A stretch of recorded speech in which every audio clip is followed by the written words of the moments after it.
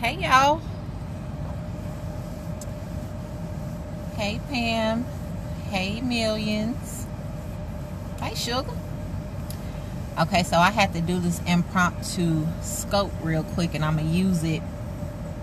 Hey Theron. I'm going to use it as my scope for the scope train because I will be on the move when I leave work today. So I just figured I'll go ahead and get it out the way. And it's been on my mind all night and all morning. So for those of you that do not know me, my name is Dominique DeFazier. I am a blended family coach and mediator. I use my credentials as a certified relationship coach and trained mediator to assist single parents curate a strategy that will allow them to date on purpose, form and maintain healthy parenting partnerships, all while blending their families. So today's scope is actually like, why are you mad? That's my question for parents, for single parents. Most specifically, I'm going to tell you a story and then I'm gonna get into it, and I'm gonna still keep up with my 15 minutes or so. I know a young lady who is a Cook County sheriff, and she hey Key, she's a Cook County sheriff. She has 2 children, and one in which she pretty much buys that child. And what I mean by that is that while her and her child's father were going through their custody battle, she would overdo it by buying the child whatever she wanted: Jordans, earrings, going to the movies, going on fancy trips, all so that she could bribe her child into giving her a good report when she went to court. Okay, so as the months and the years progressed, things kind of went downhill with this woman financially. So when I started to talk to her, I realized that she was upset with her daughter because her daughter only called her when she wanted something. She never called her to say, hey mom, how are you? How are you doing? Not to mention, she never got custody of this young lady. Okay, so the baby stayed in custody of the father. So that lets you know right there what kind of parent she is, because most courts are in favor of the mother 99.9% of the time. Like, you have to be a deadbeat in order for the courts to give the child to the father. Okay, and that's residential custody. So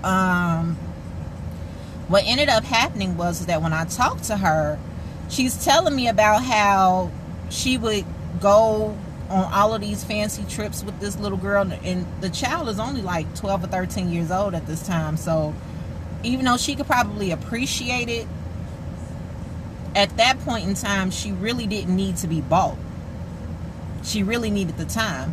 So she didn't spend time with her daughter. She even admitted that a lot of the things that she did in terms of caring for her daughter was financially based.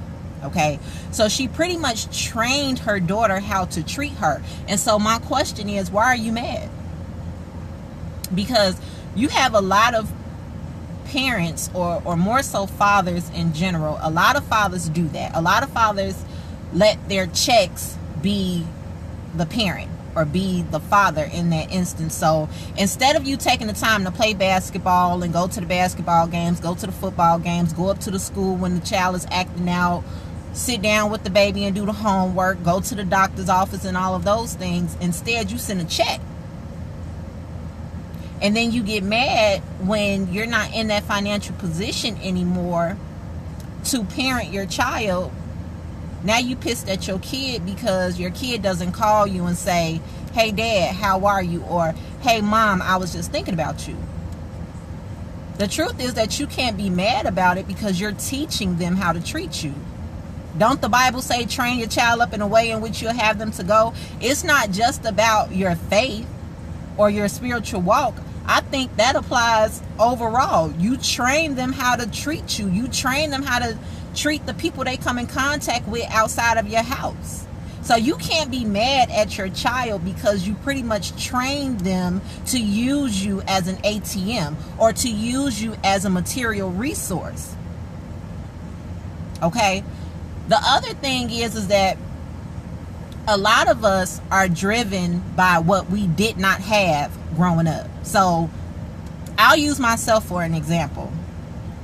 Okay, I grew up without my biological father, and so a lot of what I do for my daughter is based in that, is rooted in that. I don't want her to grow up without her father. So a lot of the stuff that I could be extremely annoyed with or irritated with when it comes to my daughter's father and our relationship as it pertains to her, I put it to the wayside because I don't want her to grow up without her father in her life.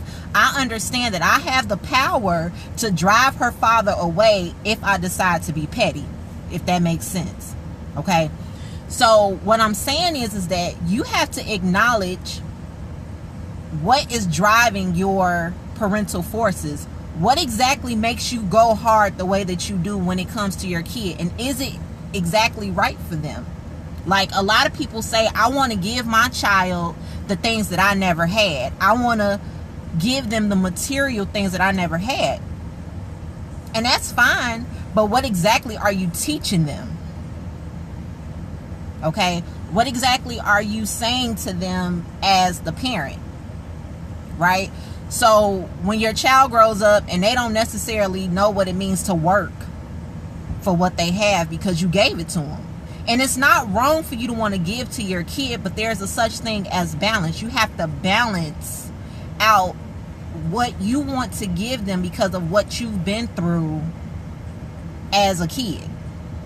Okay? So you have to address that little 9-year-old or that little 5-year-old or that little 3-year-old inside of you. And so when I talked to this young lady, I realized that A, she was adopted. Okay, so she never got over that. Thank you. She was adopted. That was the first thing. Okay, so she never established that kind of bond with her mother, which trickled down to her relationship with her daughter. She does not have a bond with her daughter. Instead, she just pays for her daughter's affection. Okay, so the goal for her was to establish a relationship with her daughter that did not involve money. And that was part of her goal assessment for her family. Where are you going? You didn't tell me you're going anywhere. So that was part of the strategy for her. I wanted her to come up with 3 things that her and her daughter could do that did not involve her spending money. Okay, so that is pretty much what I wanted to talk about today. Why exactly are you mad? What are you upset about? Why are you mad at your child because your child treats you the way that you've trained them to treat you? And then another thing that I wanted to address for anybody who is maybe part of a blended family or you're co-parenting, right? So let's just say, for instance, my daughter has a really good relationship with her father's fiance. Okay, so that would be her second mom or her bonus mom. Why in the hell would I get mad at my daughter for establishing a better relationship with that woman when I'm in her life 24/7? Like, nobody's keeping me from establishing a healthy relationship with my daughter. Why would I be mad at my daughter? So for those of you that are mad at your children because your child comes home all happy and shit, talking about, oh, we went to the movies, or oh, me and such did X, Y, and Z, or like the silent killer when your child calls somebody else mom or dad. I know people that literally go off on the kids because their kid called that person mom or dad or referred to that person as mom or dad. Why are you upset about that? Because if you're doing what you're supposed to do, you have no reason to feel threatened. And the reason why you feel threatened is because some part of you knows that you're not doing everything that you could do as the parent. Everything does not mean that you have to give money. You throw money at the situation. You can't throw money at your child and expect for your money to be the parent. And it's important that you realize that early enough now as opposed to later, because once your children grow up to realize exactly what was going on, and they will, because I've had families that have teenagers, and because I'm a mediator and they feel comfortable enough to have that conversation in front of me, they tell their parents, I don't really rock with you like that. I remember when I wanted you to come to my football game, or I wanted you to come to my cheerleading competition, or I wanted you to come and see me at the talent show, and you decided not to come, but instead you sent money. Oh, thank you. So those people or those children didn't have a problem with expressing themselves. Now, I don't know what happened when they went home. I don't know how much trouble they got into when they got home. I will hope that they didn't get in trouble. But the fact is that those kids, those little bitty children that you're buying, grow up to be teenagers and young adults that don't have a problem with expressing to you that, hey, I don't rock with you like that, because I remember when. So for those of you that are just now joining me, my name is Dominique DeFazier. I am a blended family coach and a mediator. I assist single parents curate a strategy that will allow them to date on purpose, form and maintain healthy parenting partnerships, all while blending their families. And so today's scope is pretty much asking a question of why. Why are you upset with your child? Because you've pretty much trained your child how to treat you. All right. So if you don't want to be treated like an ATM, you don't want to be treated like a material resource, you don't want your baby just to come to you when they need shoes and clothes and all of those things, you need to change the way in which you train them to treat you. And one of the ways that I could suggest you doing that is setting aside time once a week where you guys do some type of activity that does not require you to spend money. So not only is it easy on your pockets, but it's beneficial for the bond between you and your child. Okay, so that is my time for today. I just wanted to hop on really quickly and get that out the way. Still have a relationship with my stepdaughter. Her mother has no problem. And that's good. That's good. I do too. My daughter's father, his two girls and his son, I still have a really good relationship with them. But there is a fine line in there that I don't cross simply because I am involved in a relationship.